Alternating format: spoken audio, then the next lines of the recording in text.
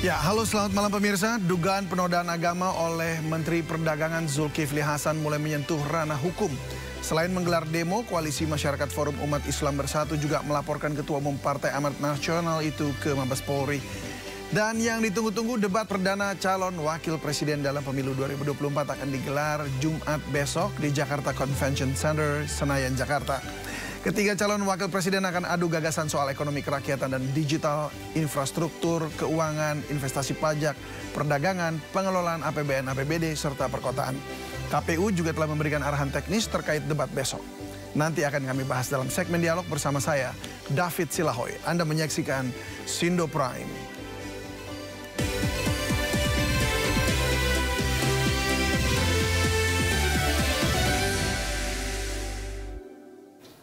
Pidato Menteri Perdagangan sekaligus Ketua Umum Partai Amanat Nasional Zulkifli Hasan saat acara Rakernas APPSI di Semarang, Jawa Tengah menuai polemik. Pasalnya Zulkifli Hasan diduga melecehkan gerakan sholat saat berpidato di acara tersebut. Jadi kalau sholat maghrib baca Al-Fatihah, waladon. Zulkifli Hasan, Menteri Perdagangan sekaligus Ketua Partai Amanat Nasional menjadi pembicaraan publik usai pidatonya viral. Zulkifli Hasan diduga melecehkan gerakan sholat dengan menyebut bahwa saat ini ada kaum yang fanatik terhadap salah satu paslon hingga tidak mengucapkan amin seusai membaca surat Al-Fatihah. Begitu juga saat tahiyat akhir, Zulhas menyatakan bahwa ada orang-orang yang merubah menunjuk yang tadinya satu jari menjadi dua jari. Hal ini diucapkan Zulhas saat membuka Rakernas Asosiasi Pedagang Pasar Seluruh Indonesia APPSI di Semarang, Jawa Tengah Selasa kemarin.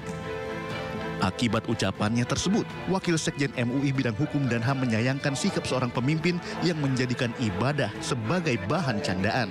Janganlah dibuat candaan hal-hal yang sakral seperti gerakan dan ucapan sholat. Karena sholat itu ibadah utama atau ibadah makhluk yang diyakini tata cara dan kebenarannya oleh umat Islam. Karena sama sekali tidak ada korelasi gerakan sholat dan lafaz amin setelah imam membaca surat Al-Fatihah selesai, itu dengan pemilu ataupun calon presiden tertentu. Jadi tidak ada korelasinya. Jadi jangan dijadikan candaan. Dan pemimpin juga sebagai teladan dari masyarakat itu harus dapat memilih ucapan, diksi, dan candaan yang cerdas. Ya, Pak Zulhas itu memberikan teladan untuk meluruskan bahwa itu tidak benar. Bukan kemudian beliau menyampaikan kembali ke forum-forum yang seakan-akan itu menjadi komoditas untuk sebuah kampanye. Nah, ini kan sama dengan mengeksploitasi ibadah, apalagi itu ibadah makdo ya, ibadah yang utama, untuk candaan yang tujuannya adalah untuk kepentingan tertentu.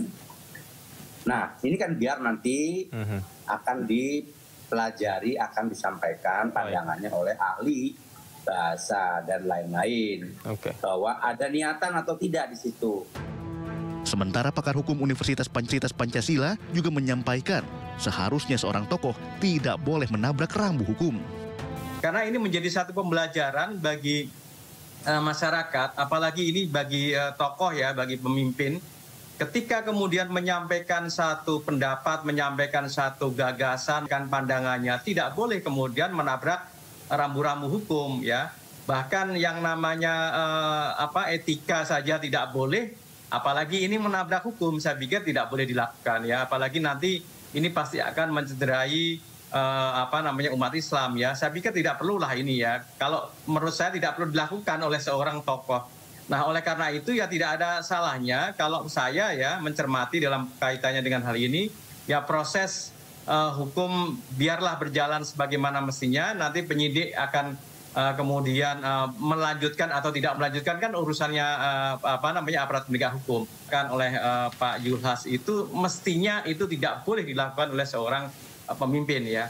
Itu saya kira yang bisa saya sampaikan ya berkaitan dengan bagaimana persoalan hal ini ya yang kemudian berkaitan dengan soal hukum pidana memang sudah memberikan satu wadah ya bagi mereka yang kemudian melakukan satu perbuatan yang dikualifikasi melanggar norma yang dinamakan dengan penistaan agama, maka ini bisa saja diberikan satu sanksi. Selain itu, Forum Umat Islam Bersatu berencana melaporkan Zulkifli Hasan ke Bareskrim Polri dengan dugaan penistaan agama. Tim Liputan iNews melaporkan. Viralnya video Zulkifli Hasan yang dinilai melecehkan gerakan sholat mendapat berbagai respon dari masyarakat. Masyarakat menilai candaan agama tak pantas dilakukan oleh seluruh warga negara Indonesia, terlebih bagi para pemimpin di negeri ini. Menurut saya sih nggak etis saja ya untuk membahas agama, apalagi di sedang rapat seperti itu. Udah itu ada para petinggi juga kan. Kalau bagi saya ibadah itu masing-masing, tidak perlu dipublikkan, apalagi yang masalah tahiyat akhir kan. Ada yang satu jari atau 2 jari dan digoyang-goyangin, ya itu urusan kita sama Gusti Allah gitu yang tahu. Menurut saya sih sebenarnya nggak pantas, apalagi kita kan juga lagi sensitif ya dengan kasus ada yang politik identitas, ada penggunaan identitas terkhusus buat satu paslon. Cuman menurut saya tuh mungkin perlu di-cross-check lagi ya, apakah benar emang terjadi seperti itu di lapangan, lah misalkan media yang mengarahkan seperti itu. Cuman menurut saya sih apalagi urusan sholat ya, itu kan nggak bisa dimainin kan, walaupun bercanda pun sekalipun menurut saya itu nggak boleh dimainin sama sekali sih. Sesungguhnya kan kalau di dalam ajaran agama kita tuh agak kemudorot kalau kita tuh memberikan statement yang menimbulkan kericuhan atau kan menimbulkan permasalahan konflik. Majelis Ulama Indonesia menegur Menteri Perdagangan Zulkifli Hasan yang menjadikan gerakan dan bacaan sholat sebagai bahan candaan. MUI menilai apa yang disampaikan Zulhas itu tidak pantas. Ketua MUI Khalil Nafis menyebut pernyataan Zulhas yang memuat candaan mengenai agama ini tidak lucu. Menurutnya candaan mengenai bacaan dan gerakan sholat itu tidak pantas. Terlebih pernyataan Zulhas tersebut hanya untuk memilih pasangan calon presiden pilihannya. Khalil bahkan menilai apa yang disampaikan Zulhas itu justru berpotensi menimbulkan kegaduhan di kalangan umat Islam.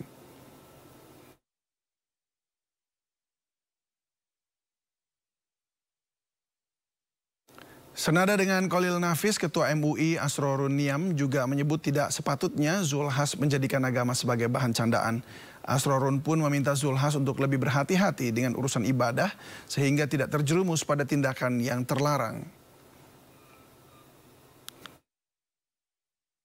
Sementara itu, Wakil Ketua Dewan Pertimbangan MUI Muhyiddin Zunaidi menilai pernyataan Zulhas sudah termasuk kategori penistaan agama. Untuk meluruskan hal tersebut, Muhyiddin pun meminta MUI untuk segera memanggil Zulhas guna memberikan klarifikasi.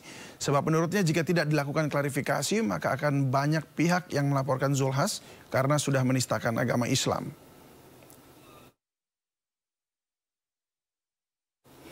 Ucapan Ketum Partai Amanat Nasional atau PAN Zulkifli Hasan berbuntut panjang. Beberapa pihak termasuk salah satu diantaranya Ketua Forum Umat Islam Bersatu atau FUIB, Rahmat Himran, menilai pernyataan Zulhas adalah penistaan agama. Pelaporan Zulhas dilayangkan pada Kamis 21 Desember 2023. Dan tidak hanya itu, pihaknya juga mengajak seluruh ormas Islam bergabung dalam aksi akbar bertajuk Tangkap Penista Agama Zulkifli Hasan. Kita akan breakdown terkait dengan pernyataan Zulhas dalam Rakernas APPSI yang menimbulkan efek domino ini bersama dengan Ketua Forum Islam Bersatu atau FUIB, Rahmat Imran. Selamat malam, Mas Rahmat. Ya, malam. Selamat malam. Selamat datang di Sindo Prime. Iya. Mas Rahmat, apakah sudah melaporkan ke polisi mengenai kasus ini? Iya, tadi kita sekitar pukul 13.00 melakukan aksi demonstrasi di depan Bareskrim Mabes Polri. Kemudian setelah kita melakukan aksi demo, kita langsung masuk ke dalam Bareskrim melaporkan secara resmi dugaan penistaan agama yang dilakukan oleh Zulkifli Hasan pada beberapa waktu yang lalu, di mana kita ketahui bersama dalam pidatonya Zulkifli Hasan mempermainkan sholat, menista agama Islam, apalagi sholat merupakan salah satu dalam rukun Islam. Jadi itu adalah merupakan perbuatan yang sangat keji yang dilakukan oleh Zulkifli Hasan terkait penistaan agama. Jadi sholat itu tidak bisa dijadikan guyonan. sholat tidak bisa dijadikan mainan, apalagi candaan. Itulah yang dilakukan oleh Zulkifli Hasan yang dinilai oleh beberapa ormas termasuk Forum Umat Islam Bersatu, sehingga kami resmi melaporkan Zulkifli Hasan di Bareskrim Mabes Polri pada siang hari tadi. Siang hari tadi, baik. Apakah Anda ada kopi suratnya? Iya, jadi kita pada saat melaporkan di SPKT karena Zulkifli Hasan merupakan salah satu pejabat negara, dalam hal ini menteri, hingganya ada prosedur yang berbeda dalam pelaporan, di mana butuh koordinasi antara pimpinan Mabes Polri dengan para pimpinan yang ada di negara ini untuk selanjutnya akan diproses seperti apa. Pada intinya kita dari Forum Umat Islam Bersatu, laporan kita diterima tapi kemudian dialihkan ke Dumas untuk ditindaklanjuti lebih lanjut. Kalau proses itu sudah oke dan sudah di-ACC oleh pimpinan, maka kami selaku Forum Umat Islam Bersatu akan diundang lagi ke Bareskrim Mabes Polri untuk menindaklanjuti laporan yang kita buat. Baik, boleh dielaborasi sedikit di dalamnya laporannya itu seperti apa menuntut Zulkifli Hasan ini? Iya, jadi laporannya kita yang pertama, Zulkifli Hasan melanggar Undang-Undang ITE. Ya kan, Undang-Undang ITE nomor 28 ayat 2 tentang SARA, di mana dia telah menjadikan sholat sebagai guyonan, sholat sebagai mainan, sholat sebagai candaan. Dan ini tidak bisa kita biarkan. Kalau kita biarkan maka akan melebar, di mana bakal ada Zulkifli Hasan lainnya yang akan melakukan hal yang sama. Karena dinilai toh, walaupun kita menistakan agama, cukup dengan meminta maaf, maka selesai urusan. Sehingganya ini akan menjadi efek jera. Salah satu tuntutan kita adalah kita meminta kepada Kapolri Listio Sigit agar segera menindaklanjuti laporan yang dilakukan oleh Forum Umat Islam Bersatu. Kalau tidak diproses laporan kami, yang kita takut akan terjadi konflik horizontal di tengah masyarakat. Karena ini adalah isu yang sangat fanatik, isu yang sangat berbahaya di lapangan, di masyarakat. Kalau kita biarkan, maka takutnya akan menjadi bola salju. Dan selama sehari ini apakah sudah ada ramai yang Anda dapat informasi dari masyarakat? Apa saja tanggapan masyarakat? Sampai hari ini banyak masyarakat yang mengadukan ke Forum Umat Islam Bersatu, baik itu melalui website, melalui aplikasi online, ataupun menelpon langsung ke kita, bahwasannya mereka sangat gaduh dengan adanya ulah ataupun ucapan yang disampaikan oleh Zulkifli Hasan yang notabene itu merupakan kegiatan kenegaraan yang seharusnya dia menyampaikan program-program Kementerian Perdagangan di situ, justru malah dia menyampaikan hal yang tidak ada hubungannya dengan Kementerian Perdagangan. Apakah Anda juga meletakkan, artinya menuliskan di laporan Anda terkait hal tersebut juga, artinya untuk pasal yang lain barangkali dengan undang-undang yang berbeda? Tadi kan undang-undang ITE, apakah ada yang lain yang ditaruh di dalam laporan Anda? Iya, jadi kita menyampaikan karena bukti-bukti kita yang kita bawa tadi dalam bentuk hard copy, dalam bentuk flash disk dan lain sebagainya, sumbernya itu dari elektronik, maka penyidik tadi menilai bahwa kita hanya bisa menjerat Zulkifli Hasan ini dengan pasal-pasal ITE gitu, karena persoalan lain selain ITE itu kita tidak mempunyai bukti yang akurat untuk melaporkan Zulkifli Hasan ini dengan pasal di luar dari Undang-Undang ITE tersebut. Sehingganya kita fokus terhadap kasus penistaan agama yang dilakukan oleh Zulkifli Hasan. Itu yang kita masukkan poin utama dan laporan yang sudah kita tuangkan dalam pelaporan tadi di Bareskrim Mabes Polri. Baik, nah tadi dari MUI juga bahkan meminta untuk Pak Zul itu melakukan tabayun. Begitu. Jika memang akhirnya nanti ada tabayun, apakah laporan ini akan berakhir atau dicabut kembali atau ini akan proses terus? Jadi MUI itu yang pertama sudah menyatakan bahwa Zulkifli Hasan telah memenuhi unsur penistaan agama. Itu disampaikan oleh beberapa pimpinan Majelis Ulama Indonesia. Nah, kemudian yang kedua, Majelis Ulama Indonesia kemudian meminta Zulkifli Hasan untuk mengklarifikasi persoalan yang telah dia sampaikan. Ya, mengklarifikasi, tapi sampai saat ini Zulkifli Hasan kemudian tidak menggunakan apa yang telah dibuka ruang oleh MUI. Sampai saat ini justru dia menganggap remeh, dia menganggap bahwa ini bukan masalah, tapi justru ini adalah persoalan besar yang seharusnya cepat dikelirkan agar tidak berkepanjangan, apalagi menimbulkan konflik di tengah masyarakat. Baik, ini judulnya kalau tidak salah tadi ketika FUIB itu berdemo adalah untuk tangkap Zulkifli Hasan begitu ya.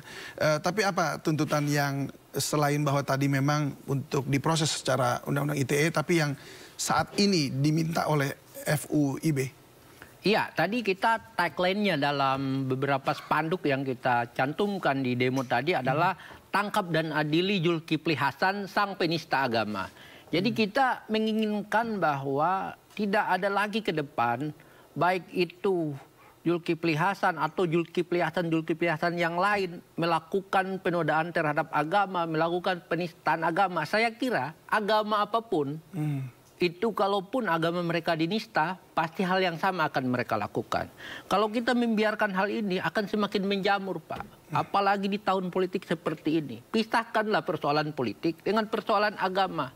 Jangan dikait-kaitkan persoalan agama dengan persoalan politik. Apalagi melakukan penistaan agama hanya demi kepentingan politik. Hanya demi kepentingan jabatan duniawi. Kemudian agama dilecehkan. Yang kita sayangkan adalah beliau juga beragama Muslim, beragama Islam.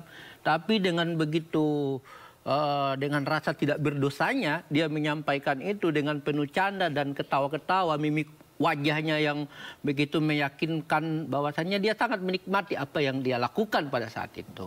Itulah yang membuat kami dari Forum Umat Islam Bersatu dan beberapa ormas Islam yang tidak menginginkan hal itu terjadi. Kami menyayangkan apa yang disampaikan oleh Zulkifli Hasan, sehingga kita melakukan demo dan pelaporan tadi. Baik, kalau begitu kita ikuti saja nanti prosesnya bagaimana berlangsungnya, dan ya kita berharap bahwa dalam tahun politik ini semuanya berjalan baik, damai saja, tidak ada blunder dan macam-macam. Benar ya. Baik, terima kasih sekali lagi Mas Rahmat sudah berbagi bersama kami di Sindo Prime. Ya, salam sehat selalu dan selamat malam. Assalamualaikum warahmatullahi wabarakatuh. Waalaikumsalam. Sejumlah alat peraga kampanye dicopot paksa petugas. Penertiban alat peraga kampanye Capres-Cawapres tersebut karena melanggar aturan.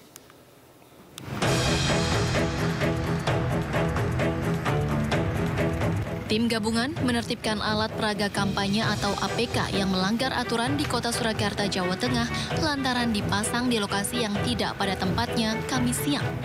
Penertiban APK ini berdasar pada surat keputusan KPU dan peraturan wali kota yang masih berlaku. Namun justru APK Capres dan Cawapres nomor urut 2 yang paling banyak ditertibkan. Sementara Bawaslu menegaskan tidak ada tebang pilih terkait alat peraga kampanye yang ditertibkan. Untuk penertiban APK gabungan kali ini kan sudah di masa kampanye, berbeda dengan dulu pada saat sosialisasi. Penertiban APK saat ini adalah yang melanggar ketentuan surat keputusan KPU Kota Surakarta nomor 121 terkait dengan titik-titik lokasi larangan pemasangan APK seperti itu. Jadi itu nanti yang akan menjadi dasar kita. Selain itu juga terkait dengan Perwali 2 2009 yang masih berlaku. Penertiban spesifik ini untuk memastikan aturan ditegakkan sehingga estetika keindahan ibu kota tetap terjaga. Dari Surakarta, Jawa Tengah, Septiantoro, iNews melaporkan. Calon Presiden nomor urut 3 yang didukung Partai Perindo, Ganjar Pranowo, menghadiri acara Festival Teman Cerita di Jakarta Theater, Jakarta Pusat. Dalam kesempatan tersebut, Ganjar memaparkan visi misi dirinya bersama Cawapres Mahfud MD kepada masyarakat yang hadir di acara. Dalam acara ini, Ganjar juga sempat di-roasting oleh para stand-up komedi yang hadir terkait sejumlah kebijakan yang akan dilakukannya apabila terpilih sebagai presiden pada tahun 2024. Selain itu, Cawapres nomor urut 3 Mahfud MD juga sempat dipuji oleh stand-up komedi karena memiliki prestasi dan langkah-langkah penegakan hukum yang baik. Saya blunder. Enggak.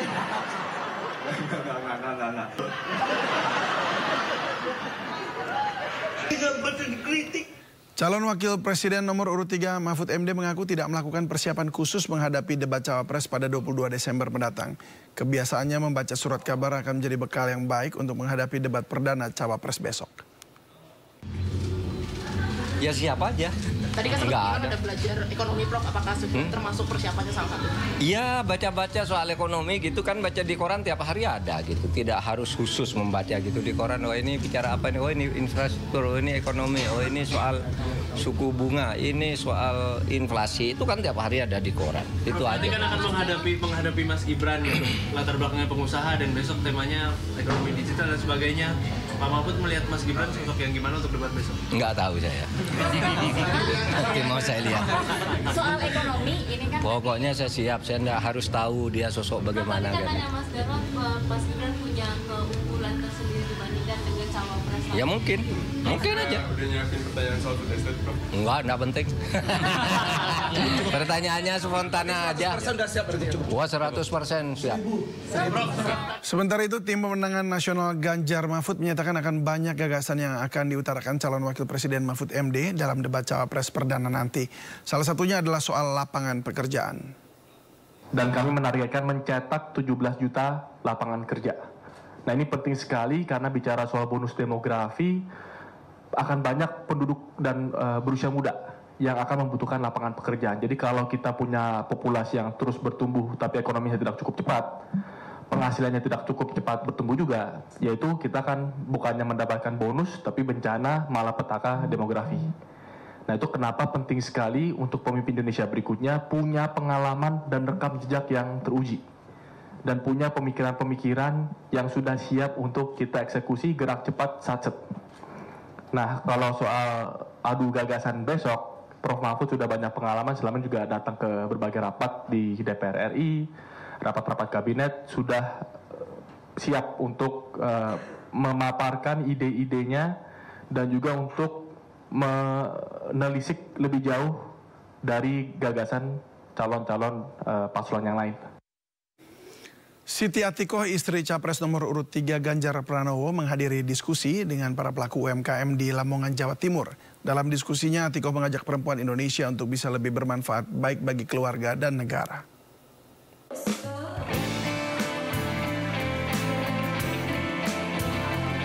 Siti Atikoh Supriyati, istri Capres nomor urut 3 Ganjar Pranowo, berdiskusi dengan para pelaku UMKM di Lamongan, Jawa Timur pada Rabu siang. Dalam kesempatan itu, Siti Atikoh menyampaikan pendapatnya dalam menyambut Hari Ibu 22 Desember mendatang. Menurut Atikoh, seorang ibu atau perempuan memiliki peran yang sangat besar, baik dalam kehidupan keluarga maupun berbangsa dan bernegara. Siti Atikoh juga mengajak perempuan Indonesia untuk lebih berdaya, sehingga bisa bermanfaat bagi orang lain, serta menjalin kerjasama yang baik dengan anggota keluarga demi kebahagiaan. Kenapa tanggal 22 Desember itu disebut Hari Ibu? Itu ketika para perempuan melakukan kongres pertama di tahun 1928 di Jogja. Mereka ingin berkontribusi untuk mencapai kemerdekaan Indonesia, kepingin ada equality dari sisi pendidikan untuk perempuan, kemudian agar perempuan itu bisa terlindungi dari sisi kesehatan, yaitu kalau dulu itu angka kematian ibu melahirkan masih tinggi sekali. Nah, jadi Hari Ibu bukan sekedar Mother's Day. Kalau Mother's Day itu berarti ibu kandung kita. Tapi ini adalah bagaimana peran perempuan itu bisa support perempuan yang lain agar mereka.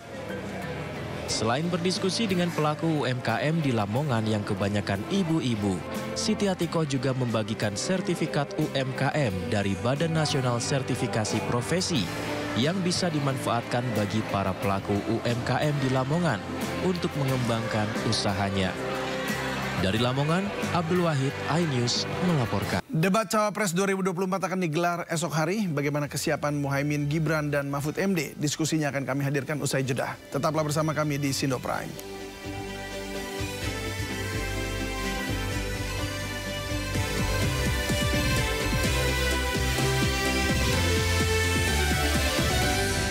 Pemirsa, satu hari jelang debat Cawapres, Komisi Pemilihan Umum memastikan format debat Cawapres tidak berbeda dengan format debat sebelumnya pada saat Capres lalu. Yang kedua, rangkaiannya sama dengan debat yang pertama. Durasinya total 150 menit, di dalamnya yang full untuk debat yang ditayangkan itu 120 menit dan kemudian 30 menit untuk jeda iklan. Pelaksanaan debat yang kedua juga masih sama dengan debat yang pertama, meliputi 6 segmen. Segmen yang pertama adalah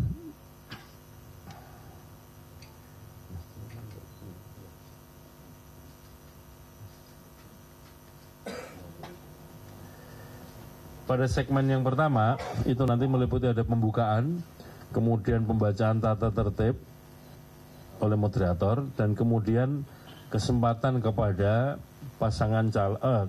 kesempatan kepada calon wakil presiden untuk menyampaikan visi, misi, dan program kerja. Durasinya juga sama, masing-masing calon wakil presiden akan menyampaikan visi, misi, program kerjanya selama 2 menit.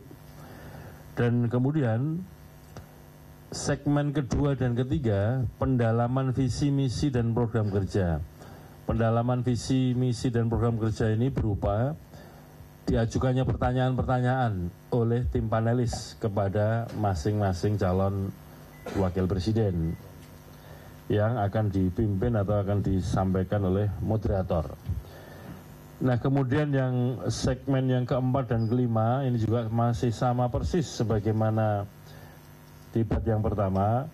Itu nanti adalah kesempatan untuk masing-masing calon wakil presiden mengajukan pertanyaan kepada calon wakil presiden yang lain, dan kemudian wakil presiden yang dijadikan tujuan pertanyaan akan memberikan respon, memberikan tanggapan terhadap pertanyaan yang diajukan oleh calon wakil presiden yang lain. Kemudian segmen yang keenam adalah penutup atau closing statement. Saudara sekalian, yang perlu kita ketahui bahwa pada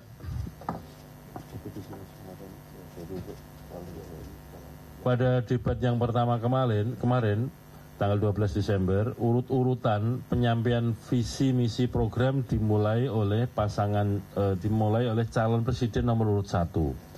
Nah, pada debat kedua nanti penyampaian visi misi program akan dimulai oleh calon wakil presiden nomor urut 2 dan seterusnya. Besok debat ketiga akan dimulai oleh calon presiden nomor urut 3 dan debat yang keempat dan seterusnya. Jadi dimulainya debat oleh calon presiden atau calon wakil presiden nomor urut sekian ini disesuaikan dengan nomor urut. Jadi pada kesempatan pertama kemarin, kesempatan pertama menyampaikan visi misi adalah calon presiden nomor urut 1, dan kemudian debat yang kedua, debat cawapres, nanti akan dimulai penyampaian visi misi dan program oleh calon wakil presiden nomor urut 2. Saudara sekalian, pada segmen kedua dan ketiga nanti pada segmen kedua dan ketiga nanti moderator akan mengajukan pertanyaan kepada calon wakil presiden yang telah menyampaikan visi misi pada segmen pertama, dan kemudian kesempatan calon wakil presiden untuk menjawab atau merespon pertanyaan tersebut sama dengan yang lalu, durasinya sekitar 2 menit. Demikian juga segmen yang segmen keempat dan kelima, di mana nanti masing-masing calon wakil presiden akan saling mengajukan pertanyaan kepada masing-masing calon wakil presiden yang lain. Itu nanti kesempatan untuk mengajukan pertanyaan durasinya paling lama 1 menit, dan kemudian calon wakil presiden yang akan menjawab atau merespon itu kesempatan. Ya, dan untuk mengetahui bagaimana situasi terkini dari JCC Senayan yang akan menjadi venue debat babak kedua yang mempertemukan para kandidat cawapres, sudah ada rekan Anggita Maura langsung di lokasi. Anggita, selamat malam. Bagaimana pengamanan di sekitar lokasi debat kandidat cawapres 2024? Ya, selamat malam David dan juga pemirsa. Untuk persiapan debat cawapres esok hari dapat kami sampaikan langsung dari Jakarta Convention Center. Saat ini pun sedang dilakukan gladi resik untuk debat besok. Karena memang benar besok tanggal 22 Desember 2023 akan dilakukan debat cawapres untuk pemilihan presiden 2024 yang akan digelar di Jakarta Convention Center Senayan pada pukul 19 17.00 waktu Indonesia Barat. Adapun tema yang menyusung debat besok antara lain ekonomi kerakyatan, ekonomi digital, keuangan, investasi pajak, perdagangan, pengelolaan APBN, APBD, infrastruktur, dan perkotaan. Sementara untuk keamanannya sendiri, David dan juga Permisa, kami tadi sempat menanyakan kepada pihak Mabes Polri dan Polda Metro Jaya bahwa mereka belum membeberkan berapa personil yang akan dikeluarkan untuk debat besok. Sementara itu yang dapat kami sampaikan, David. Baik, Anggita Maura, terima kasih untuk laporannya. Selamat bertugas kembali.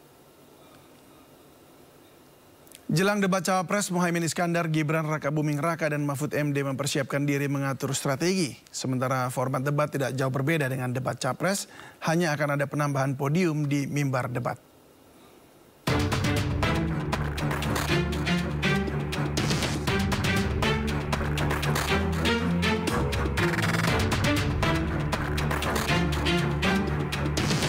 Jumat 22 Desember 2023, KPU akan menggelar debat calon wakil presiden pemilu 2024.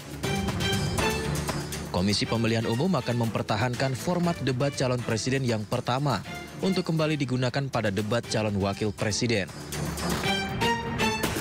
Ketiga cawapres yakni Muhaimin Iskandar atau Caimin, Gibran Rakabuming Raka, dan Mahfud MD diyakini telah mempersiapkan diri menyambut debat perdana cawapres. Sementara itu, format debat dinilai akan memberikan kesempatan lebih banyak kepada capres atau cawapres untuk mengungkapkan gagasan. Satu-satunya teknis debat yang diubah hanya penempatan podium untuk kandidat. Sekretaris TPN Ganjar Mahfud Hasto Kristianto berharap podium yang disediakan saat debat cawapres tidak disalahgunakan. Ia juga menilai podium ini sebagai mimbar rakyat sehingga ucapan para paslon di atas mimbar harus sesuai dengan perbuatannya di luar podium. Podium ini mimbar rakyat. Podium ini harus menyampaikan satunya kata dan perbuatan. Kalau di podium menyampaikan komitmen tidak melakukan korupsi, ya di dalam praktek tidak boleh melakukan korupsi. Jangan itu menjadi suatu retorika. Jangan berkomitmen pada rakyat, tetapi ketika rakyat menghadapi kenaikan harga kebutuhan pokok rakyat, yang dilakukan Pak Prabowo malah menambah utang luar negeri sebesar 386 triliun untuk beli alutsista. Padahal perang yang kita hadapi adalah terhadap kemiskinan, terhadap kebodohan, terhadap ketidakadilan, bukan perang dengan menggunakan senjata yang mematikan kemanusiaan. Itu bedanya. Pada debat cawapres ada 6 tema yang dibahas. Tema-tema tersebut adalah ekonomi kerakyatan dan digital, keuangan, investasi pajak, perdagangan, pengelolaan APBN APBD, infrastruktur, dan perkotaan. Tim Liputan iNews melaporkan. Senada debat perdana antar calon presiden, publik tak kalah antusias menantikan debat kedua para calon wakil presiden. Topik ekonomi kerakyatan dengan tawaran real penyediaan lapangan pekerjaan yang paling ditunggu-tunggu. Ya, seperti apa kesiapan dari para cawapres, apa saja gagasan di bidang ekonomi kerakyatan yang akan diusung para cawapres. Kita akan membahasnya bersama sejumlah narasumber yang sudah tersambung via Zoom. Di antaranya Direktur Jubir TKN Prabowo Gibran, Viva Yoga Mauladi. Selamat malam, Pak Viva. Pak Yoga. Selamat malam, Mas David. Ya. Baik, terima kasih sudah hadir. Dan hadir pula juru bicara TPN Ganjar Mahfud, Yusuf Lakaseng. Selamat malam, Pak Yusuf. Selamat malam, Mas David. Assalamualaikum. Ya, waalaikumsalam. Dan juga telah hadir pula juru bicara Timnas Anies Muhaimin, Andi Sinulinga. Selamat malam, Pak Andi. Halo, Pak Andi. Ya, apakah bisa dengar? Boleh di-unmute, Pak? Ya, selamat malam David buat semua, selamat malam. Selamat malam. Salam adil makmur. Salam. Baik, saya juga telah hadir bersama dengan kita semua juga pengamat politik Ari Junaidi. Selamat malam Pak Ari. Selamat malam Mas, selamat malam Bapak-Bapak semuanya. Selamat malam, baik. Saya mungkin ke Pak Ari Junaidi dulu. Pak Ari, ini soal KPU tadi sempat berbicara mengenai penambahan podium dan konsep dan format yang hampir mirip dengan debat Capres kemarin. Apa tanggapan Anda? Ya, ini merupakan sebuah momen yang ditunggu oleh para calon pemilih sehingga debat cawapres besok sangat mempengaruhi menurut saya bagaimana cara calon pemilih, apalagi menurut Litbang Kompas masih ada 28,7 yang belum memutuskan pilihannya. Oleh karena itu debat cawapres yang akan dihelat besok ini menjadi sebuah tidak hanya pertunjukan, tetapi bagaimana para cawapres gitu ya menawarkan gagasan, menjelaskan visi misinya, menjelaskan pemahaman mereka terhadap topik-topik debat. Menurut saya karena akan sangat menarik, saya berada di kandangan Kalimantan Selatan, di Kabupaten Hulu Sungai Selatan saja yang jauh dari Jakarta, warga di pelosok menunggu dengan antusias gitu ya pelaksanaan debat cawapres yang akan digelar besok. Dan ini menjadi momentum yang bagus bagi semua cawapres untuk menjelaskan visi misi dan program yang akan diusung kepada calon pemilih. Baik. Itu Mas David. Baik, terima kasih. Saya langsung saja ke Jubir Timnas Amin, Pak Andi Sinulinga. Bagaimana soal KPU ini yang ada penambahan podium, perubahannya hanya di situ, tapi kemudian mirip-mirip seperti Capres. Ada tanggapan khusus? Ya, paling tidak berubah tempatnya lah, nggak lagi di pelataran parkir pelataran KPU yang panas. Saya kira semua tahu dan saya yakin semua kontestan capres-capres pasti lebih senang di tempat yang baru itu yang mungkin lebih dingin gitu ya. Dan ada standing podium juga katanya ya. Itu ya bagus. Yang kedua tentu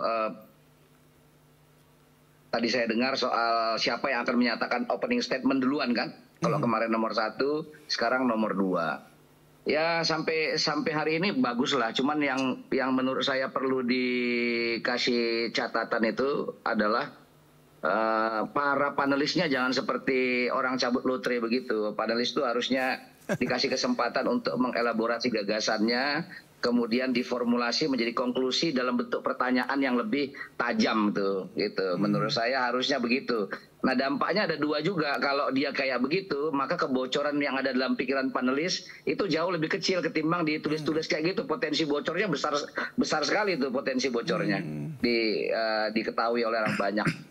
Iya, baik. Itu kalau saya pendapat saya. Baik, terima kasih. Saya langsung ke Pak Viva Yoga. Gimana Pak?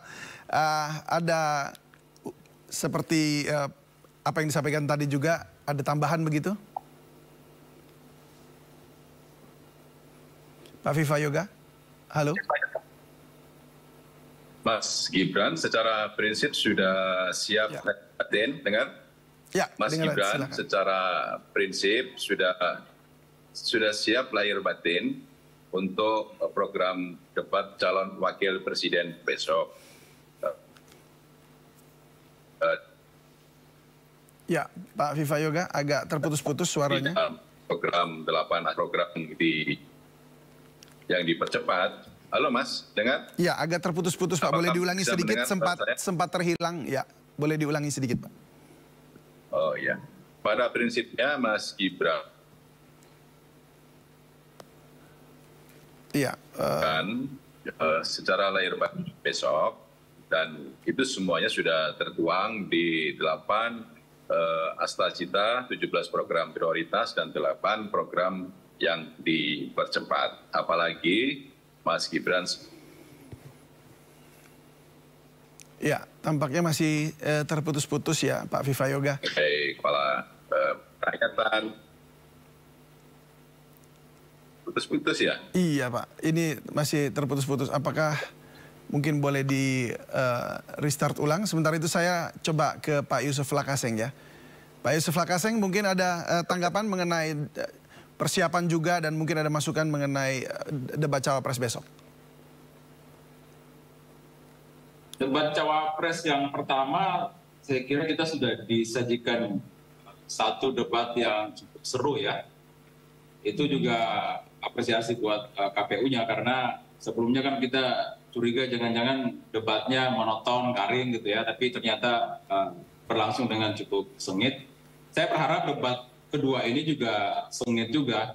Nggak penting sebenarnya ada podium, tidak ada podium, dimanapun tempatnya itu tidak substansi. Yang penting adalah para calon presiden dan wakil presiden ini berhasil mengemukakan ide-ide paling cemerlang ya dari yang mereka punya untuk disampaikan kepada rakyat soal tema yang telah ditentukan oleh KPU dalam debat kedua ini. Nah, dalam debat kedua ini kan soal ekonomi kerakyatan, ekonomi digital, investasi, pajak, APBD, APBN, perkotaan. Saya kira ini kan soal-soal yang memang penting ya menyangkut penghidupan rakyat. Dan Prof. Mahfud sebagai seorang yang sangat syarat pengalaman ya, track recordnya baik, berprestasi, seorang guru besar, profesor, dosen, tidak akan menemukan kesulitan saya kira ya, karena apa yang akan diperdebatkan itu saya kira sesuatu yang sudah dikerjakannya selama ini dari pemerintahan ke pemerintahan selanjutnya. Jadi saya kira begitu, David. Baik, saya kembali ke Pak Andi. Pak Andi, ini dari program atau visi misi yang mungkin juga ingin dicapai oleh Timnas Amin begitu ya. Ini ada beberapa hal seperti memastikan ketersediaan kebutuhan pokok dan biaya hidup murah melalui kemandirian pangan dan ketahanan energi dan kedaulatan air begitu ya. Ini nomor 1 tampaknya. Tapi seperti apa realisasinya? Karena ini ya ini hanya seperti kalimat saja bahwa memang memastikan ketersediaan, tapi memastikannya seperti bagaimana caranya? Ya, itu teknokratik sekali, itu makanya saya katakan tadi itu bahwa debat itu dalam waktu opening statement 4 menit, kemudian ada pertanyaan 1 menit, dijawab 2 menit, dan itu semua harus diformulasi. Misalnya katakanlah untuk ketahanan pangan kita, strategi Amin untuk melakukan reindustrialisasi. Nah selama ini kita melakukan hilirisasi itu pada bentuk-bentuk yang padat modal seperti nikel dan lain-lain gitu ya. Sementara di sektor yang padat karya, manufaktur, pertanian, kelautan itu relatif terabaikan. Nah karena itu pasangan Amin hendak ke sana. Nah kenapa ke sana yang dituju? Karena prinsipnya dasar tadi yang selalu dikatakan dalam visi misi Amin itu, bahwa Amin tidak hanya berorientasi pada tingginya pertumbuhan, tapi juga pada aspek kesetaraan untuk menikmati pertumbuhan itu. Nah karena itu penguatan ekonomi kerakyatan itu menjadi penting. Nah nanti kan besok kita akan lihat nanti Caimin itu bagaimana memformulasi banyak hal itu, mulai dari ekonomi kerakyatan, digital ekonomi, kemudian infrastruktur, tata kota, dan itu nanti bisa dilihat bagaimana struktur pembangunan kita di kota yang kecenderungan nanti semakin ke sana masyarakat kita akan semakin banyak tinggal di kota, dan kemudian bagaimana masyarakat di desa kita untuk bisa dikelola dengan potensi sumber daya yang mereka miliki, sehingga pertumbuhan ekonomi itu tidak terlalu timpang seperti sekarang ini gitu loh. Nah, sekarang ini saya ingin katakan ada 10% yang tumbuh 100 kali lipat, ada 90% yang mengalami kontraksi itu. Nah, karena itu pertumbuhannya itu segitu-segitu tuh 5,3%, 5,5%. Jadi pertumbuhan ekonomi itu tidak menggambarkan struktur apa-apa. Nah karena itu kita lebih pada orientasi pemerataan dan melakukan ekonomi kerakyatan di bawah tadi itu, di masyarakat bawah. Nah itu memang harus diformulasi David dalam waktu yang sangat terbatas. Kan kita nggak bisa terlalu banyak elaboratif tuh waktunya itu, waktunya terbatas. Tapi mungkin Anda bisa jelaskan singkat aja. Barangkali salah satu persoalan dari ekonomi kerakyatan itu adalah kesulitan untuk bersaing global yang kemudian kita bisa mendapatkan devisa dari barang-barang yang kita ekspor. Nah apa cara untuk bisa meningkatkan daya saing secara global untuk ekonomi kerakyatan ini? Ya kalau nggak pernah disentuh, bagaimana dia bisa mempunyai daya saing? Jadi itu yang saya bilang, yang kita katakan tadi itu, sektor manufaktur, home industry di bawah masyarakat kita itu nggak pernah disentuh. Nah, sentuhan kita selama ini pada industri-industri atau yang disebut dengan hilirisasi yang padat karya. Nah, sementara yang padat modal, maaf ya, yang padat karya seperti ini nggak pernah disentuh. Karena tidak pernah disentuh, maka bagaimana mungkin dia bisa mempunyai daya saing di tingkat global. Nah, kalau dia disentuh dan kita ini punya kemampuan yang besar. Gini ya, misalnya saya katakan satu hal yang paling gampang deh yang kita bisa lihat dalam ekonomi rakyat kita dalam bidang kuliner misalnya. Coba perhatikan mana makanan yang paling hebat di dunia itu. Makanan kita tuh masuk salah satunya nasi goreng, sate, rendang itu masuk.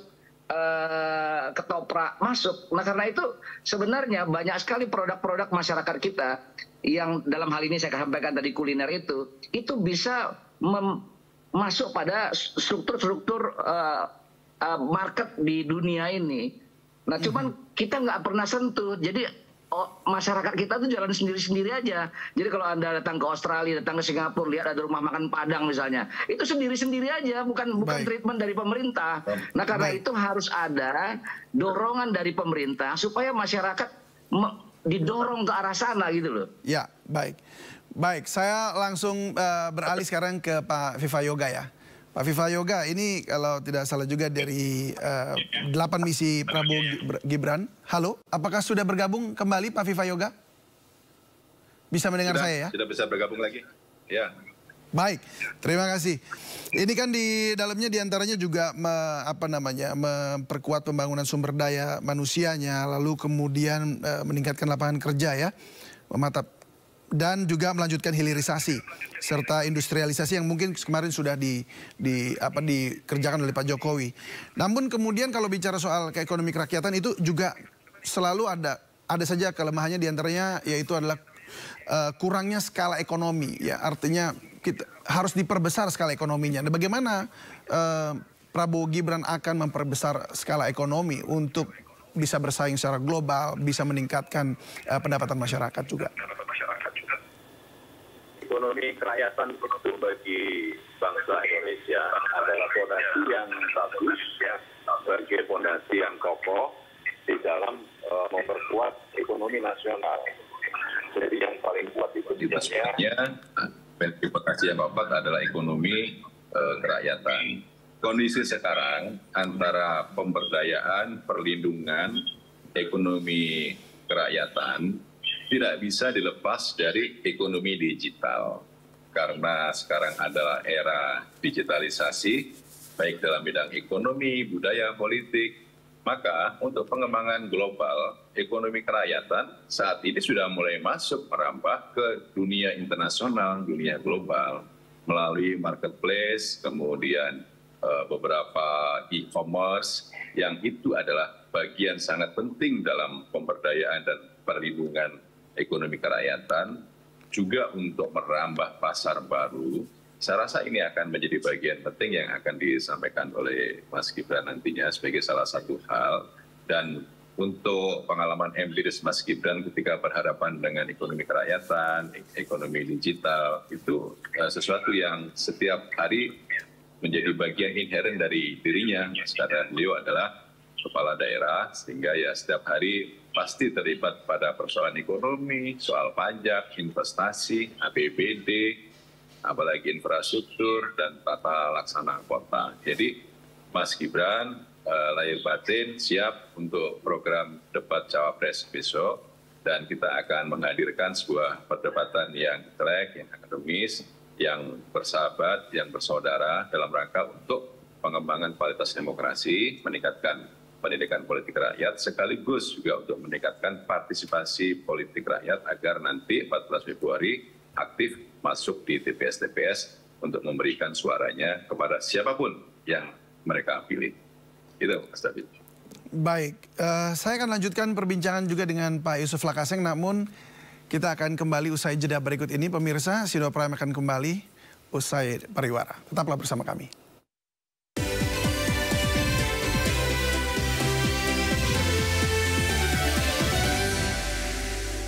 Terima kasih Anda masih bersama kami di Sindo Prime, dan kami masih berbincang-bincang dengan juru bicara Timnas Amin Andi Sinulinga, dan kemudian Direktur Jubir TKN Prabowo Gibran Viva Yoga Mauladi, serta juga juru bicara TPN Ganjar Mahfud Yusuf Lakaseng, dan pengamat politik Ari Junaidi. Saya kembali ke Pak Yusuf Lakaseng. Pak Yusuf Lakaseng, salah satu yang kemudian dicanangkan di visi misinya Pak Ganjar Mahfud adalah untuk meningkatkan meningkatkan peran koperasi dan UMKM ya, untuk mendukung usaha baru di seluruh wilayah Indonesia.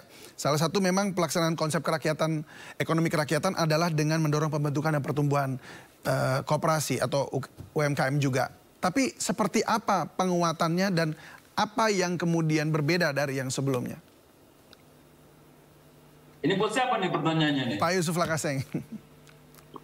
Ya, jadi kalau bicara ekonomi kerakyatan tentu kita akan bicara UMKM ya, karena itu adalah sektor yang paling banyak rakyat berusaha. Datanya 64 juta UMKM kita. Dan UMKM harus ditahu bahwa itu adalah sektor yang paling banyak menciptakan lapangan kerja. 90% lebih lapangan pekerjaan itu diciptakan oleh UMKM. Maka pemerintah atau negara harus ramah kepada UMKM. Karena sesungguhnya sekarang ini mereka adalah soko guru atau tulang punggung perekonomian kita. Jadi harus dipermudah akses modal pada mereka. Kalau Ganjar Mahfud itu kan jelas 36% kredit perbankan itu harus koperasi dan UMKM serta ke anak-anak muda yang mau membuka usaha.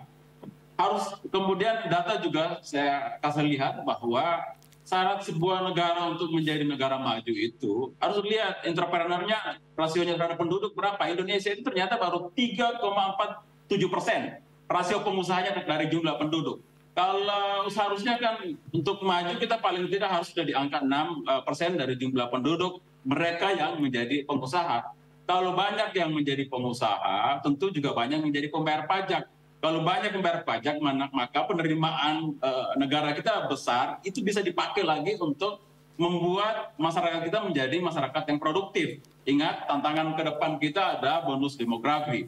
Jadi ini banyak anak muda yang harus disekolahkan dengan cukup agar mereka pintar, gizinya harus cukup agar mereka tidak kena stunting dan busung lapar, yang kemudian mereka harus sehat agar juga mereka produktif. Saya kira tantangan-tantangan itulah yang harus dijawab oleh pemerintahan ke depan. Apalagi perkiraannya tahun depan itu ya ekonomi global tidak sedang baik-baik saja, ada ancaman krisis kembali. Nah, bagaimana menghadapi itu? Memang bagusnya adalah Indonesia adalah negara yang sumber daya alam semua tersedia, manusianya banyak karena penduduk kita besar, sekaligus menjadi pasar dari produk dalam negeri kita sendiri. Nah, makanya itu adalah satu keunggulan yang harus dimanfaatkan oleh kita. Dan disitulah dituntut kelihayan, kemampuan dari pemimpin kita untuk memanage ya tantangan krisis dan modal yang kita miliki. Begitu, David. Ya, baik. Salah satu problemnya juga diantaranya kalau yang Anda katakan tadi adalah aksesnya untuk orang bisa fair melakukan perizinan atau mendapatkan perizinan lalu berdagang itu, karena ini yang jadi persoalan kita adalah orang dalam ya, seringkali yang dapat duluan tuh ya adalah orang dalam seperti ini. Bagaimana caranya ini untuk menyapu bersih yang seperti ini? Nggak ada cara lain ya, selain penegakan hukum yang betul-betul ditegakkan ya. Ini mainnya uang lewat bawah hukum, meja loh ya? Pak Yusuf Lakaseng. Ya, harus penegakan hukum, pemberantasan korupsi, itu kan penegakan hukum dan pemberantasan korupsi yang tegas itu kan harus dimulai ada keteladanan pemimpin, ya. Dan menurut saya Pak Mahfud adalah orang yang kita tidak perlu ragukan lagi kredibilitasnya, integritasnya, ketegasannya dan keberaniannya soal di sektor yang satu ini, pemberantasan korupsi dan penegakan hukum yang adil. Saya kira di mana-mana Pak Mahfud bicara bahwa perlu ada kepastian hukum, karena itu akan menjamin investor baik dari luar maupun dalam negeri untuk dia nyaman berusaha, nyaman untuk naruh modalnya untuk berusaha. Kalau tidak, dia dalam ancaman terus sehingga dia akan tidak nyaman berinvestasi dan itu menjadi ancaman bagi ekonomi kita. Jadi memang saya kira investasi sudah kita sepakat semua bahwa itu menjadi pengaruhnya besar sekali terhadap pertumbuhan ekonomi kita. Harus dibuat iklim investasi yang baik, dan salah satu cara membuat iklim investasi yang baik itu adalah pemimpinnya harus bisa jadi teladan, birokrasinya harus bersih, penegakan hukumnya harus bisa bersih dulu dan memberantas korupsi dengan sebenar-benarnya. Ya, jangan mereka seperti KPK sekarang, ya, memberantas korupsi, nangkap orang ternyata pimpinannya tidak bersih dari kasus korupsi. Ini menjadi kelemahan di kelembagaan negara kita, tidak ada keteladanan sama sekali. Ya, saya kira gitu, David. Baik, saya ke Pak Ari Junaidi. Pak, bagaimana tanggapan Anda mengenai ketiga jubir ini dengan apa yang disampaikan tadi mengenai ekonomi kerakyatan tentunya? Yang jelas tentu publik ya yang akan melihat debat cawapres besok menunggu penjelasan dengan bahasa-bahasa yang mudah dimengerti oleh publik. Nah, kita berharap para cawapres besok bisa menjelaskan atau mengelaborasi pemikiran-pemikiran yang dikemukakan oleh para tim ses gitu ya, ke dalam bahasa-bahasa sederhana. Ingat, calon pemilih kita ini beragam, tidak semua berlatar belakang pendidikan sarjana gitu ya. Oleh karena itu menjadi kunci bagi semua cawapres bisa menjelaskan dengan bahasa kerakyatan. Dan ingat, masyarakat atau calon pemilih harus diyakinkan bahwa persoalan-persoalan yang terjadi sekarang dijelaskan dengan bahasa mudah, kemudian dipahami mereka, dan yang menjadi tolak ukur adalah monitoring di media sosial yang kemarin sudah terpantau gitu ya. Banyak gagasan-gagasan yang disampaikan oleh Kadindat ini tidak menunjukkan program-program yang membumi. Nah, kita melihat gitu ya dalam debat Capres kemarin yang mendapatkan konten yang cukup bagus gitu adalah Kadindat yang menyampaikan pesan dengan sederhana, bahasa yang sederhana, mudah dipahami, tidak menampilkan emosi dan temperamen gitu ya. Oleh karena itu kita berharap Pak Cawapres 01 Pak Muhaimin dengan pengalaman yang cukup terentang lama, pernah menjadi menteri, pernah menjadi anggota dewan, tentu fasih menjelaskan persoalan-persoalan seperti itu. Demikian juga Cawapres 02, Mas Gibran gitu ya, dengan pengalamannya sebagai wali kota Solo, tentu bisa menjelaskan apa yang telah dilakukan di Solo. Nah, publik itu senang dengan storyteller, menceritakan pengalaman-pengalaman. Demikian juga Prof. Mahfud, dengan pengalamannya yang paripurna di eksekutif, legislatif, yudikatif, sehingga bisa menjelaskan program-program ekonomi kerakyatan, infrastruktur, pajak gitu ya, kepada publik.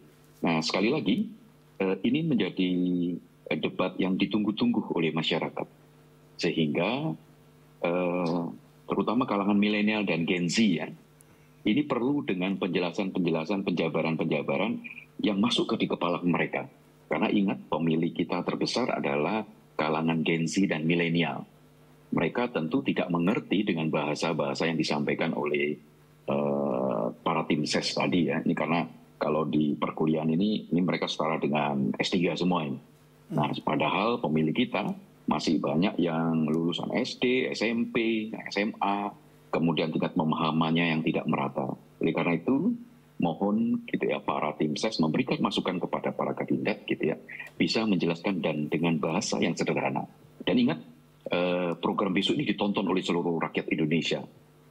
Penampilan dengan gaya, dengan bahasa yang santun, jauh dari kata kasar. Nah, ini yang akan menjadi tontonan yang menarik besok dalam debat Cawapres ini. Demikian Mas David. Baik, saya kembali ke Pak Andi. Pak Andi, bagaimana dengan konsep ekonomi digital yang kita tahu sekarang dunia sudah arahnya ke sana, tapi yang kemudian akan diadopsi oleh Timnas Anies Muhaimin? Digital itu alat, David. Jadi itu bukan tujuan. Digital itu adalah alat yang menunjang. Yang paling prinsip itu adalah keinginannya dulu. Tadi disampaikan misalnya ya. Jadi kita nggak usah terlalu mewah sekali sama digital itu. Itu kita harus lakukan itu. Itu bukan, jangan kita menganggap digital itu barang mewah. Itu barang biasa yang harus kita gunakan karena zamannya menuntut itu. Nah, saya kasih contoh misalnya gampang gini David ya. Ada anak muda membuat produk outdoor. Nah, saya sebut namanya ya, Iger misalnya itu. Ada nggak sentuhan negara sehingga produk ini sampai mendunia? Nggak ada. Coba aja cek, gitu. Kita punya industri sepeda. Di Surabaya banyak, di Bandung banyak. Coba Anda lihat, pejabat-pejabatnya itu pamer sepeda-sepeda dari Inggris. Padahal sepeda-sepeda yang di Inggris yang ternama itu, saya nggak usah sebut namanya, ya, itu bisa diproduksi di sini. Dan di rumah saya ada itu dengan harga yang jauh lebih murah, dengan brand-brand luar negeri ternama gitu, dengan kualifikasi yang relatif sama, bisa juga dipakai bergaya. tapi itu produk masyarakat lokal kita. Jadi yang saya ingin katakan adalah kalau komitmen penyelenggara negara tidak menutup mata terhadap potensi-potensi yang ada di tingkat lokal ini, kita nggak usah terjebak dengan pembicaraan digital dan segala macam. Itu sesuatu yang harus sudah dikerjakan. Yang paling penting adalah komitmennya dulu tuh. Mana tunjukkan satu produk yang di-endorse oleh pemerintah yang betul-betul dari bawah kemudian mendunia. Nggak ada. Coba aja cek. Kalau tidak salah yang Anda sebutkan tadi namanya itu sudah sampai di Swiss itu, Pak. Ya, itu makanya Anda bisa lihat saja itu. Dan itu banyak lagi. Dan itu karya anak-anak muda. Dan karya anak-anak muda ini nggak usah kita ajari. Belum lagi makanan ya. Belum lagi makanan misalnya sepatu. Saya sepatu misalnya yang saya pakai aja lah langsung ya. Yang diasosiasikan milik Jepang misalnya. Wakai misalnya itu. Itu banyak sekali. Sehingga sebenarnya banyak sekali kreativitas anak-anak bangsa kita yang kalau itu memenuhi kebutuhan domestik kita sebenarnya itu terjadi perputaran uang yang luar biasa. Nah, kita mengkonsumsi produk-produk yang ada di dalam negeri kita. Tapi kalau pejabat negaranya sendiri tidak confidence, tidak mendidik untuk menggunakan produk-produk dalam negeri, ini yang David pertanyakan tadi itu cuman cerita saja itu, cuman cerita saja. Nah, karena itu yang dilihat besok itu bukan hanya sekedar gagasan. Gagasan ide itu bisa baca buku, bisa dibaca semua, dihafal, kemudian disampaikan lagi itu. Tapi yang paling penting dari besok itu adalah bagaimana gagasan itu terinternalisasi dalam dirinya, dan itu dilihat dari artikulasi penyampaiannya, dan juga nanti orang akan melihat recordnya. Nah, saya kira itu yang jauh lebih penting itu. Baik, saya ke Pak Viva Yoga. Pak Viva, ini kan kalau bicara kembali lagi soal digital ekonomi ini, apakah Indonesia ini sudah siap dan apakah Prabowo Gibran akan kemudian menyiapkan semua infrastrukturnya untuk hal itu? Karena ini bukan bicara sembarangan ya, karena ini bicara soal ada regulasi, ada praktek monopoli dan oligopoli, kemudian bicara juga soal keamanan data. Era digital ini menjadikan dunia sebagai pasar yang kecil. Jadi mau tidak mau proses sekarang dan ke depan harus memanfaatkan teknologi digital sebagai alat yang utama dalam proses untuk pertumbuhan ekonomi, pemberdayaan dan perlindungan ekonomi rakyat (UMKM), serta dalam konsep pemerataan dan keadilan. Jadi spektrumnya luas sekali, bukan semata-mata berorientasi kepada pertumbuhan ekonomi saja, tetapi juga mengembangkan tanggung jawab dari negara untuk ikut bertanggung jawab melakukan arahan, pembinaan, perawatan, pemberdayaan, perlindungan, agar apa? Agar proses perekonomian nasional bisa menjadi lebih baik lagi, yang sinergis antara ekonomi kecil, menengah, sedang, dan besar. Proses untuk sinergitas itu menjadikan suatu urgensi yang penting, dan bagaimana kemudian mensinergikan skala perekonomian itu melalui ekonomi digital. Saat ini sudah bisa kita lihat beberapa produk lokal yang juga sudah punya pasar dunia, dan ini menjadi kebanggaan dari anak bangsa kita bahwa ternyata di era ekonomi digital ini kita tidak kalah produk kualitasnya dan jenis barangnya. Dan ini menjadikan kebanggaan bahwa kita harus mempromosikan, mencintai produksi Indonesia sendiri.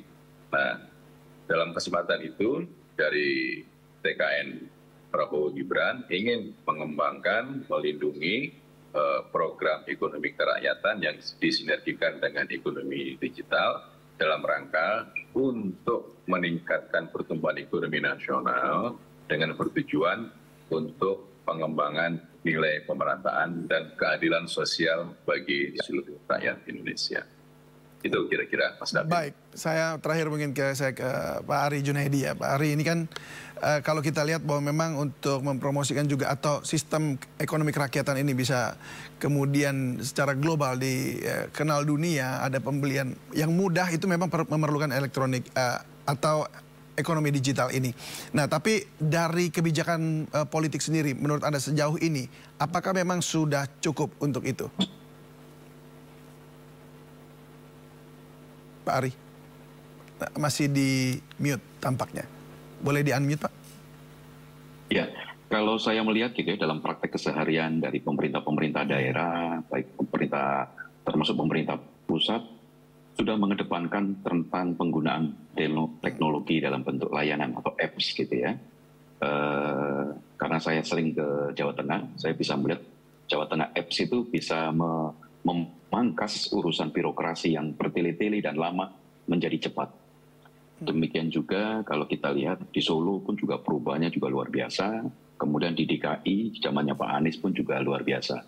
Menurut saya, elaborasi dari pemahaman penggunaan teknologi dalam urusan birokrasi, pelayanan pada publik, ketiga paslon ini sudah punya pengalaman dan jejak rekam yang cukup bagus. Tapi sekali lagi gitu ya, dalam debat tentu publik ingin mengetahui gagasan-gagasan dan implementasinya di lapangan. Oleh karena itu, sekali lagi, bahasa-bahasa yang disampaikan oleh para paslon nanti, para cawapres, hendaknya lebih pada kebijakan yang membumi, yang dimengerti oleh kalangan anak muda. Kalau saya sering berkunjung ke daerah-daerah gitu ya, seperti di Kalimantan Selatan saat ini, warga tuh ingin mendapat kejelasan yang segamblang-gamblangnya. Sebetulnya apa sih Pak yang mau ditawarkan oleh para paslon kita gitu ya. Nah oleh karena itu sekali lagi adu gagasan bagaimana pelayanan publik terutama di digitalisasi itu bisa dimengerti. Nah sekali lagi masyarakat tidak bisa diajak cepat gitu ya memahami kripto misalkan. Atau pemahaman yang lebih maju lagi melompat gitu ya. Sekali lagi, program-program yang ditawarkan oleh para paslon, termasuk cawapres dalam debat besok ini, sangat dinanti apa yang bisa mereka rasakan dalam waktu cepat. Nah, yang paling mudah sendiri pengurusan KTP saja, persoalan klasik ini. Begitu banyak kartu yang ada di saku masyarakat, ada kartu Indonesia Pintar, kartu Indonesia Sehat. Oleh karena itu ada simplifikasi dari penyederhanaan semua kartu tadi. Nah, kalau ada paslon yang menawarkan lebih pada pemanfaatan atau penguatan empowering gitu ya, pemberdayaan sebuah kartu dalam bentuk KTP. Ini kan juga sebuah ide yang sebetulnya biasa-biasa saja, tetapi hanya baru satu dikemukakan. Nah, oleh karena itu, publik menunggu apa yang akan ditawarkan secara konkret dari para paslon, terutama yang akan ditawarkan oleh para cawapres di debat besok. Ini ditunggu sekali oleh masyarakat. Baik, kita tunggu nih ada sesuatu yang baru yang ditawarkan ya oleh para cawapres yang kemudian disampaikan dengan cara yang sederhana, mudah dimengerti, dan masyarakat jadi antusias gitu untuk memilih. Baik, terima kasih Pak Ari Junaidi sudah berbagi bersama kami, Pak Andi Sinulingga, terima kasih Pak Viva Yoga Muladi, dan juga Pak Yusuf Lakaseng. Terima kasih banyak sudah berbagi. Sukses untuk Anda semuanya. Selamat malam dan salam sehat selalu. Ya, dan pemirsa kami akan kembali usai jeda berikut ini. Tetaplah bersama kami di Sindo Prime.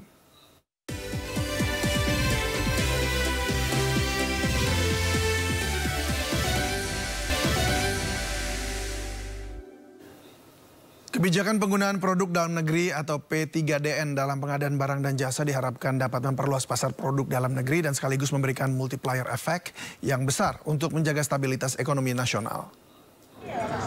Pemerintah terus berkomitmen untuk mendorong pelaku industri kecil untuk dapat berpartisipasi pada belanja barang dan jasa pemerintah yang telah diatur dalam Undang-Undang Nomor 3 Tahun 2014. Kebijakan P3DN dalam pengadaan barang dan jasa tersebut diharapkan dapat memperluas pasar produk dalam negeri dan sekaligus memberikan efek yang besar untuk menjaga stabilitas ekonomi nasional. Kegiatan sosialisasi dan bimbingan teknis pengajuan sertifikasi TKDN IKA telah dilaksanakan untuk ke-8 kalinya sepanjang tahun 2023. Dampak atau impact yang besar bagi pengajuan berusaha Bapak dan Ibu sekalian. Dan Bapak IPD.